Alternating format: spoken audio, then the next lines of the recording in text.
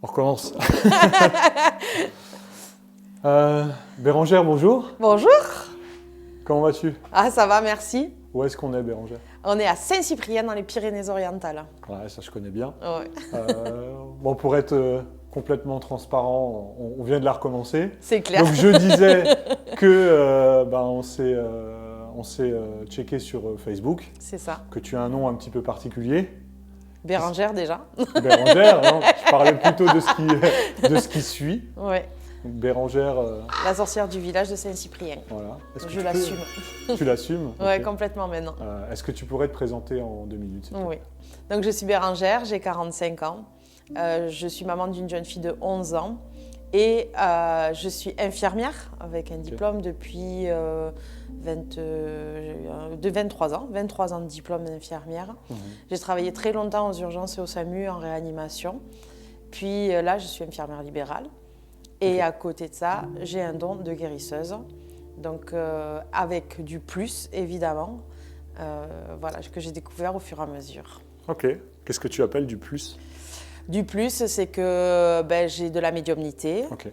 mais je suis très claire avec mes clients. J'aime le corps, j'aime l'esprit, voir ce qui se passe derrière. Je le fais de temps en temps, mais ça m'excite pas plus que ça, donc je le fais pas forcément. Je comprends, ouais, c'est particulier. Ouais. On va retracer un petit peu ton parcours. Ouais. Donc, est-ce que tu étais différente petite, adolescente et jeune adulte? Toujours. Toujours. Tu te sentais un petit peu à part? J'ai toujours été une meneuse dans tous les moments. J'étais toujours en confrontation avec l'adulte. Mes professeurs surtout. Ouais. Voilà, je pense qu'ils se sont tous souvenus de moi à un moment ou à un autre. Gentilles, mais qui pouvaient tenir tête. Évidemment, je suis passée entre le main de psy et de tout ce qu'il fallait parce que voilà, je tenais tête, parce que des fois je m'ennuyais, parce que des fois je préférais dormir qu'écouter. Les psys disaient que c'était le début, moi, parce que j'ai 45 ans, hein, l'hyperactivité, on commençait à en parler. Il n'y avait pas de traitement, il n'y avait rien, voilà, hyperactive. Mais bon, moi, je finissais toujours où les psys, en fait, je leur faisais la psychothérapie. Tu retournais un peu le truc. Je retournais toujours les choses à mon avantage. Moi, je parlais très peu de moi, mais par contre, les autres me parlaient beaucoup d'eux. Donc, ça a toujours été comme ça. Oui. Voilà. Donc, on se confiait à toi. Ouais. Et c'est pour ça que tu étais un peu meneuse, j'imagine. Oui, puis après, moi, voilà, je suis, je préfère faire les choses par moi-même plutôt qu'on les fasse à ma place. Donc, ça a toujours été. Ok. Est-ce qu'il t'est arrivé des choses un petit peu paranormales, on va dire, enfant? Est-ce que tu as ressenti des choses?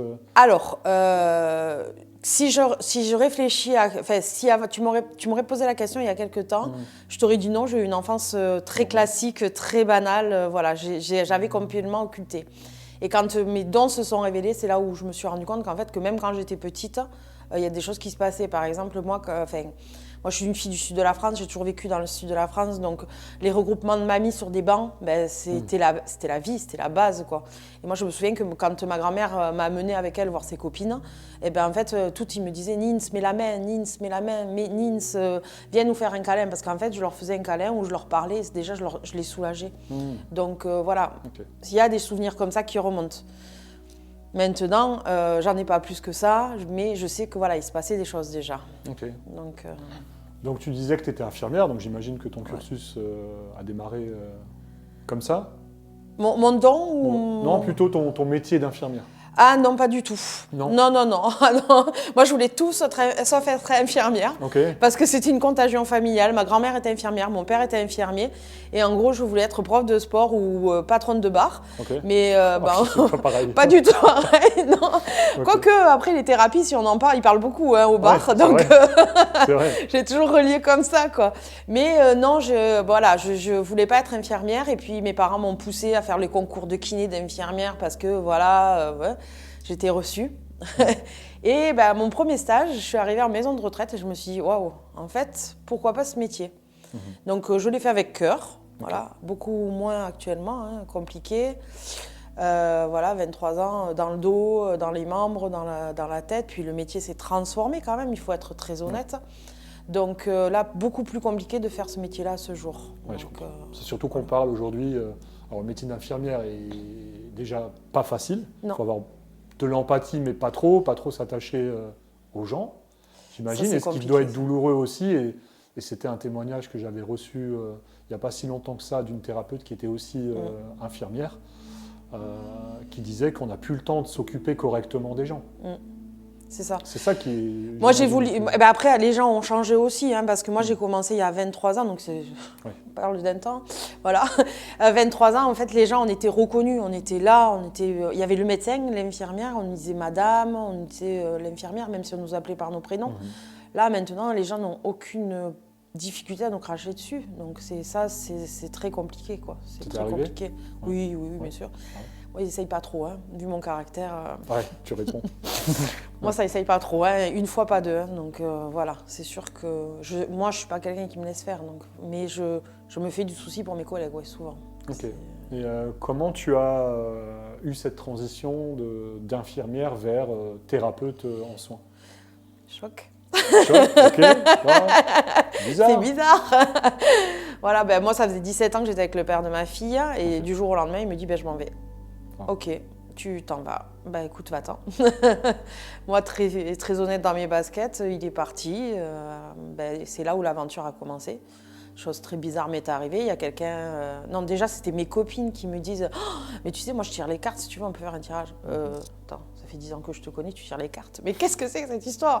Mais moi, je ne suis pas du tout là-dedans. Moi, je suis très, très à terre, cartésienne, la médecine, tout qui va avec. » Non, moi, les tirages, pas de souci. Et puis après, j'ai eu un coup de fil improbable.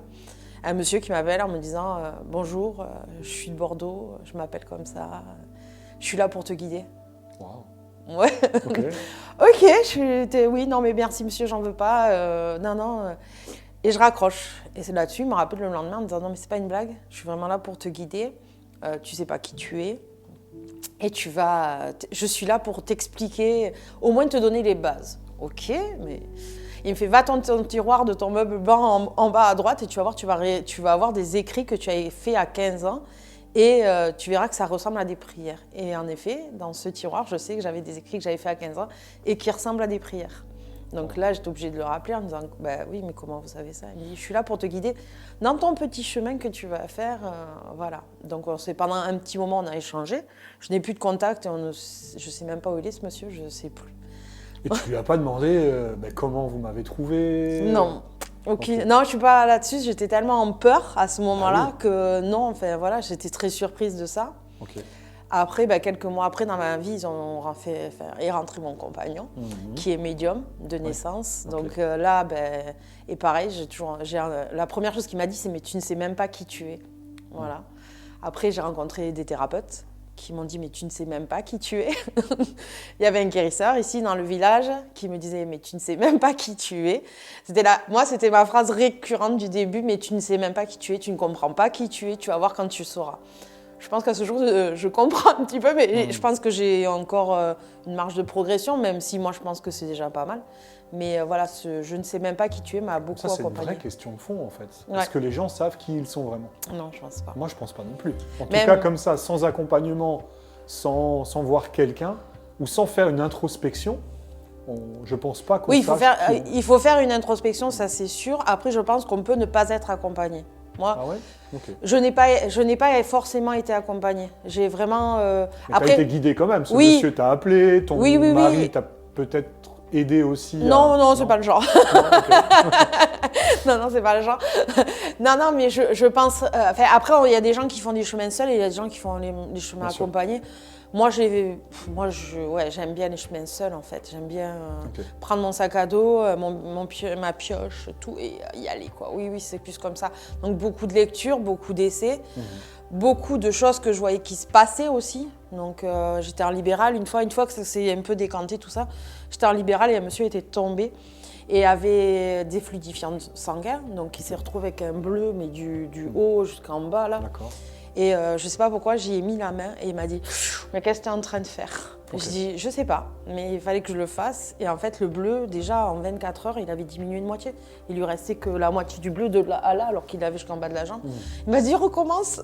Et ça, tu l'expliques comment? C'est quoi pour toi? J'ai quelque chose dans les mains. J'ai quelque chose dans les mains, mais j'ai pas que quelque chose dans les mains. J'ai quelque chose dans la voix, j'ai quelque chose dans mon sourire, j'ai quelque chose en moi. Comment je l'explique? Chaque fois que j'ai essayé de le comprendre, je me suis pris une baffe dans ma vie. Donc j'ai arrêté de comprendre et d'essayer de comprendre. Et je prends, c'est tout. Est-ce que tu penses, moi j'essaye aussi toujours de comprendre, c'est un peu mon défaut d'essayer de comprendre tout ce qui peut se passer dans le corps, parce que c'est quand même intéressant, c'est très très intéressant, surtout dans la tête et dans le corps.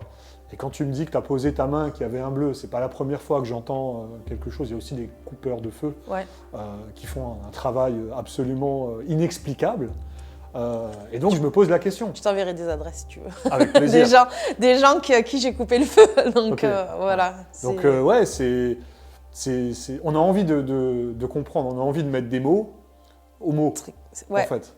Et moi, ce qui me paraît comme ça, d'instinct logique, entre guillemets, c'est est-ce que c'est pas de l'énergie qui est bloquée quelque part? Et le fait de poser, toi, ton intention sur un endroit où c'est bloqué, un peu comme un acupuncteur ou un magnétiseur qui va libérer, ouvrir les chakras, etc. Bon, je pars un peu dans tout et n'importe quoi, mais j'imagine plutôt de l'énergie bloquée. Et le fait de poser l'intention dessus, de libérer quelque part cette énergie, de laisser le corps se réparer tout seul, puisque le corps a... Alors, moi, ma théorie, parce que j'en ai une quand même, c'est qu'on est là pour accélérer le processus d'auto-guérison de la personne.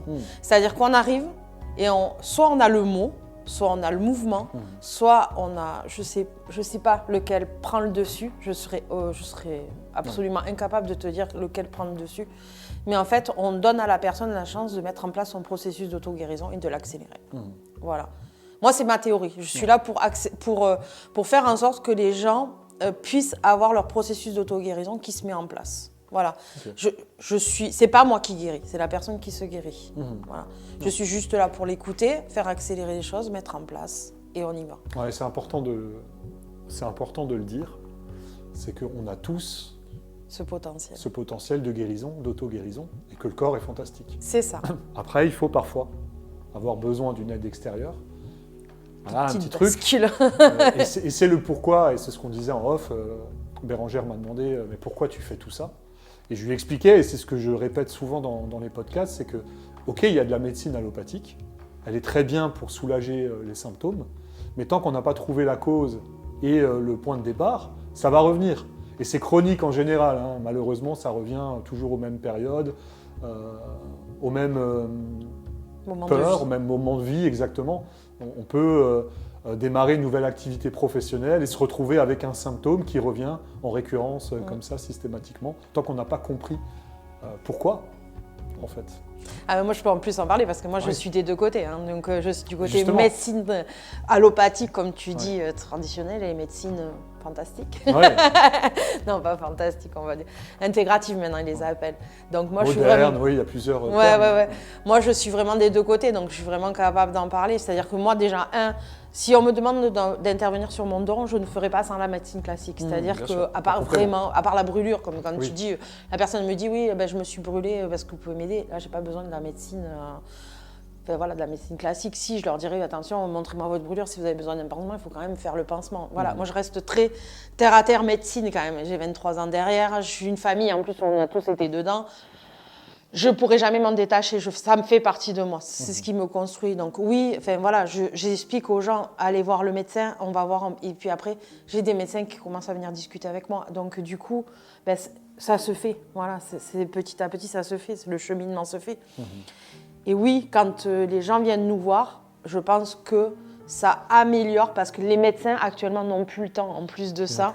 Voilà, de passer. Avant, ils arrivaient, ils allaient dans les familles, ils mangeaient ensemble, ils buvaient le café, ils faisaient le petit déjeuner. Donc tout ça, ils connaissaient les familles, ils connaissaient les ambiances, ils connaissaient tout ça. Donc nous, ce qu'on fait actuellement, ils le faisaient.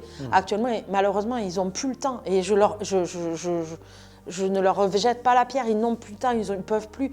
Et puis en plus, avec l'avancée technologique, où il est plus facile de donner un médicament, plus facile de faire un examen. Voilà, c'est une triste réalité de notre société. Donc, c'est sûr que nous, on revient en force, peut-être pour pallier ce manque du médecin généraliste et de famille, qu'on appelait de famille avant.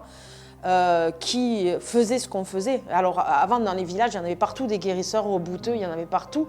Mais en fait, ils allaient le voir parce que le médecin, il était là que pour le gros moment difficile.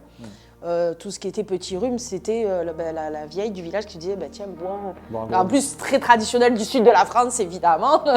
Voilà, on disait buvez une tisane, faites 2 trucs dans le nez, et puis ça passait, on n'allait pas voir le médecin pour ça, quoi.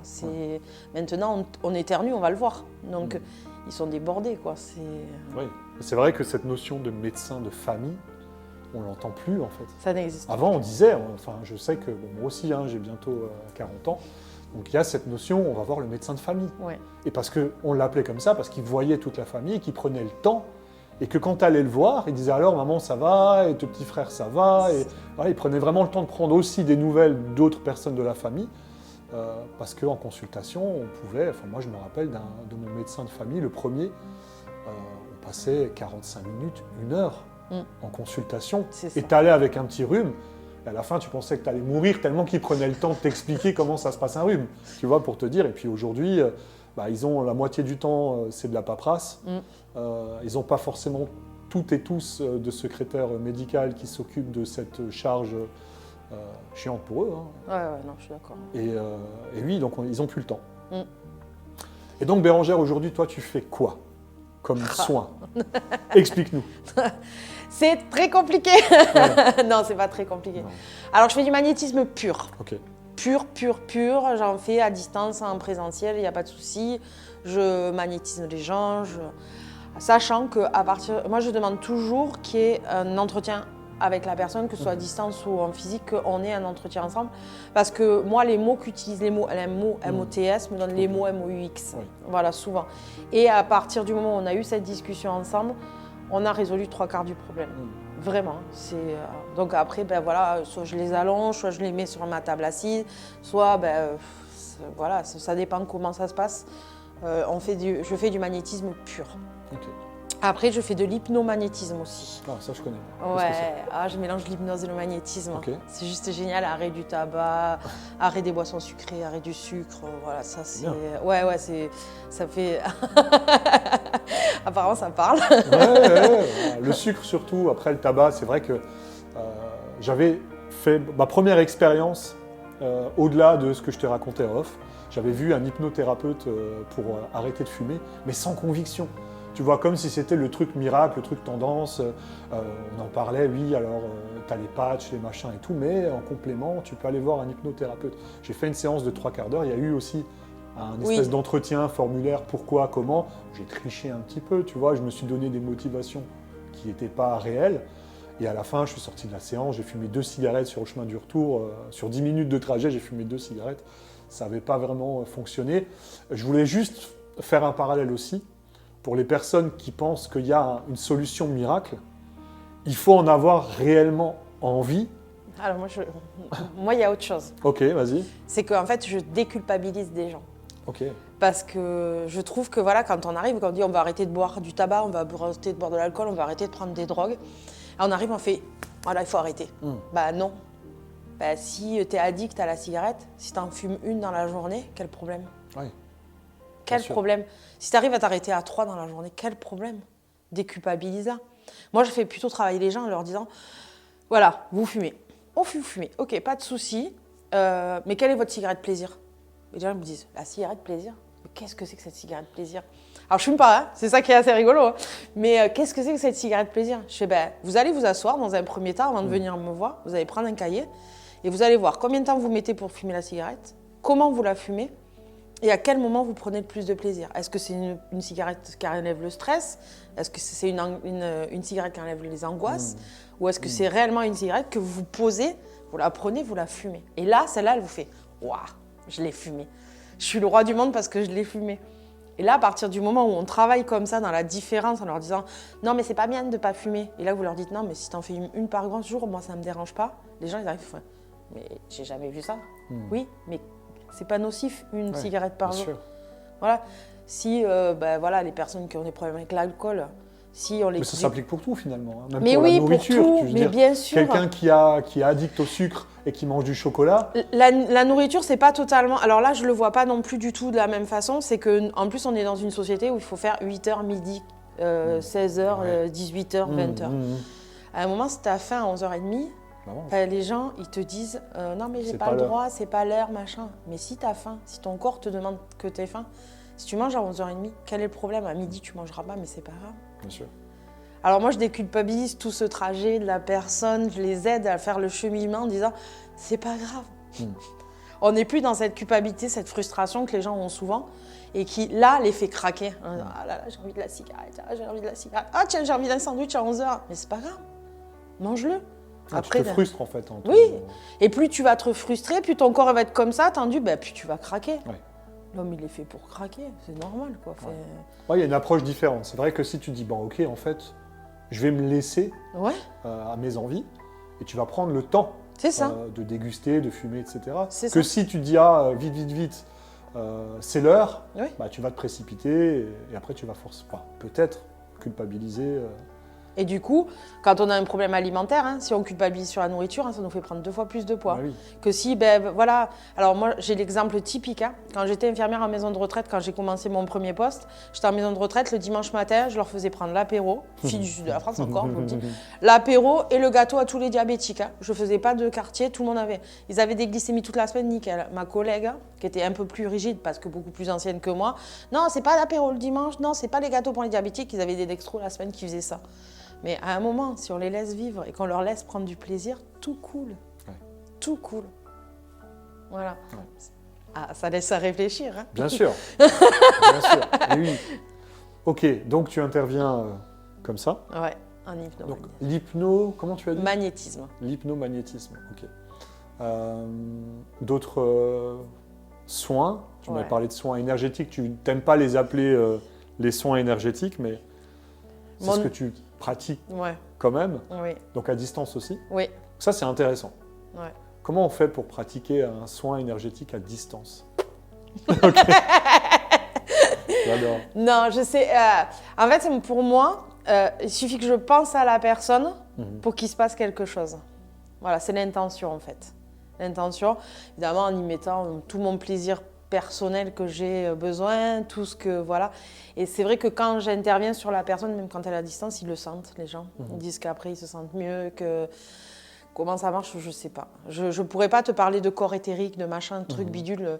Même sur la notion des chakras, je suis pas très d'accord. Mais voilà, c'est un langage qui plaît à tout le monde et qui est commun à tout le monde. Donc je l'utilise, oui. Mais après, voilà, je ne sais pas réellement comment ça fonctionne, je sais que ça fonctionne. Et ça, c'est mon unique force, c'est de savoir que ça fonctionne. C'est j'entends souvent parler d'intuition. Ouais. C'est ça en fait. C'est la base. Ouais. C'est la base. Ouais. Okay. La base, c'est se faire confiance aussi. C'est-à-dire que moi, je n'ai aucun doute sur ce que je fais. Je n'ai aucun doute, je ne fais pas de mal, parce que je sais que si la personne n'en a pas besoin de ce que je suis en train de faire, elle ne le prendra pas. Mais je n'ai aucun doute sur ce que je fais et je sais que je ne fais pas de mal. Okay. Donc, et comment tu t'es formée à tout ça? Je n'ai pas de formation. Ok, c'est intéressant aussi. Ouais. C'est intéressant dans le sens où je ne crois pas qu'il faille obligatoirement venir avec un diplôme ou une certification pour pouvoir aider. Il y a quelques années en arrière, quand on parle de médecine traditionnelle, la médecine chinoise, il y avait des soins qui étaient prodigués par des médecins qui n'étaient pas certifiés. Oui. Et pourtant, ce que tu disais un petit peu avant, la dame du village ou le coupeur de feu ou... Le rebouteur. Rebouteux dans les ici, c'était très... Il n'y a pas, c'est un don. Alors il y en a qui vont peut-être avoir besoin ou envie de faire une certification derrière pour prouver à leurs clients, à leur entourage qu'ils sont légitimes, mais ça ne fera pas de vous un meilleur thérapeute. C'est ça. Après, Coupeur de feu aussi, il y a la transmission de famille avec. Là, c'est par la prière. Alors, je ne sais pas comment ça fonctionne parce que moi, j'ai pas été. Ça se passe pas comme ça. Mais je sais qu'il y a une transmission. Aussi, souvent dans le don, on te dira qu'il y a une transmission qui se fait. Moi, ma grand-mère était infirmière, mon père était infirmier. À mon avis, il y a une transmission qui s'est faite. Mais famille très cartésienne, on n'en parle pas. Les mains qui chauffent, quand on est infirmier, ça on n'en parle pas, mais mon père quand même à des moments il m'en a parlé, ma grand-mère aussi. Je pense que quand même il y a une tradition familiale qui est là, même si on n'a pas le droit d'en parler. Mais voilà, non, je n'ai... Alors moi j'ai eu la certificat aiguë, ça je l'appelle la certificat aiguë, surtout chez la femme, elle est très présente, donc nous on doit obligatoirement montrer patte blanche en disant « Ah, j'ai eu mon diplôme ». Donc hypnose, j'ai eu un diplôme, j'ai eu un diplôme médical en plus de ça, qui certifie comme quoi j'étais formée en hypnothérapie, hypnothérapie médicale en plus de ça. Donc oui, je l'ai. Après, je me suis posé la question si j'allais faire des formations en énergétique. En définitive, non, j'en ai jamais eu besoin. J'avais un kinésiologue, un très bon kinésiologue ici qui me faisait le test, me disait t'en as pas besoin. Puis en fait, je me suis rendu compte que non, j'en ai pas besoin, quoi. Donc voilà, ça se passe, ça se fait. Après, moi, je pense que, même c'est sûr, j'ai des informations de là-haut qui sont là, qui sont très présentes. Donc, quand j'ai besoin, c'est là, ça se passe. Et voilà, j'ai le contact défunt aussi, mais ça, pareil, je ne veux pas en faire un métier. Voilà. Après, quand je raconte aux gens, tu sais, ton activité préférée quand tu étais petite, c'était ça. Je ne sais pas pourquoi je le dis, mais je le dis, quoi. Donc, et c'est juste. Donc, ce mot juste aussi, souvent, j'aime bien le réemployer. Oui. Je comprends, moi aussi souvent je dis c'est juste. Ouais. C'est bizarre de l'employer. Hein. C'est comme il faut, ça je l'ai enlevé. Tu vois, il y a des mots que j'ai ajoutés, il y a des mots que j'ai enlevés. Il faut, j'essaie de l'enlever de partout, même chez les gens, même chez d'autres personnes, je leur dis non, il ne faut pas dire il faut. Ça serait bien, on pourrait, tu vois. Mais oui. Ouais. Ok Bérangère, est-ce que tu veux ajouter quelque chose ? Alors, moi j'ai une autre thérapie après derrière qui s'appelle la biorésonance quantique. C'est par une machine, le BioLife System, où là c'est la thérapie du futur, qui a été créée. Je ne sais pas si tu as déjà entendu parler ou. Donc c'est un boîtier, là toi tu es à côté, mais dans ma mallette grise qui est avec un logiciel informatique.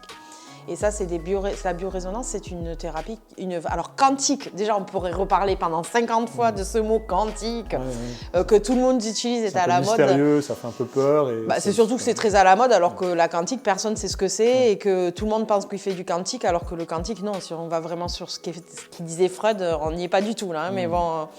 Donc, la biorésonance par le Life System, moi, j'utilise le Life System, donc c'est un boîtier qui est avec un programme informatique. Et ça a été créé pour les astronautes qui vont dans l'espace, que tout ce qui est allopathique dans l'espace ne fonctionne pas. Bah oui. Voilà. Donc du coup, ils se sont dit quand ils sont là-haut, qu'ils sont malades, il faut les soigner. Donc du coup, cette machine, moi la mienne en tout cas, elle récupère les ondes des gens qui sont pas bien, donc tout autant au niveau physique et émotionnel, voilà. Et après, elle est capable de remettre, moi la mienne, en vibration correcte, les choses qui ne vont pas chez les gens. Voilà. Donc mon don plus cette machine, on fait des trucs un peu... C'est fou. De fou. C'est cool. Ok Bérangère, écoute, merci beaucoup pour ton témoignage. C'était vraiment instructif, intéressant. Et puis on te retrouve sur les réseaux sociaux. Un site internet ? Non. Pas encore ? Non. Pas du tout ? Non, ça restera comme ça. Ok, très bien, super. Bon, écoute, merci encore. De rien, avec plaisir. Oui, à très bientôt.